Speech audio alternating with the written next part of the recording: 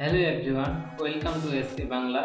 তোমাদের সঙ্গে আমি রয়েছি সাফিল। বন্ধুরা, আজকে একটা গুরুত্বপূর্ণ আপডেট নিয়ে চলে আসলাম। ওয়েস্ট বেঙ্গল কৃষক বন্ধু যে অ্যাপ্লিকেশনটা চলে, তো অ্যাপ্লিকেশন স্ট্যাটাস কীভাবে চেক করবেন, তো সেটি নিয়ে আজকে আলোচনা করব।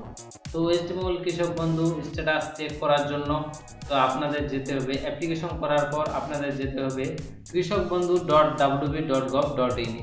তো এখানে গিয়ে এইখানে যে দেখবেন নথিভুক্ত কৃষকের তথ্য, এই লিঙ্কে তোমাদের ক্লিক করতে হবে। এই লিঙ্কে ক্লিক করার পর কৃষক বন্ধু যে ওয়েবসাইট আছে সেই মেন ওয়েবসাইটটা খুলে যাবে। তো এটা খোলার পর এখানে সিলেক্ট অপশনে এখানে চুজ করতে হবে ভোটার, আধার, ব্যাঙ্ক অ্যাকাউন্ট অথবা কেবি, কৃষক বন্ধু আইডি অথবা মোবাইল নাম্বার অথবা অ্যাকনোলেজমেন্ট।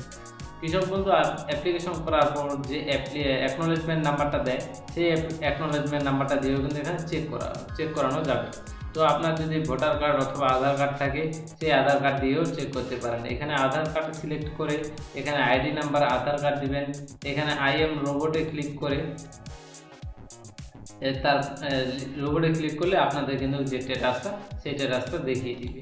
অথবা তোমার যদি ভোটার কার্ড থাকে, তাহলে ভোটার কার্ডের অপশনে এখানে ক্লিক করে এখানে ভোটার কার্ডের এপিক যে নাম্বারটা আছে উপরে NGW অথবা WB03 দিয়ে যার যেটা ভোটার কার্ডের অ্যাপ্লিকেশনের যেটা নাম্বার থাকে সেই নাম্বারটা দিয়ে চেক করলে কিন্তু এখানে শো করে দেবে।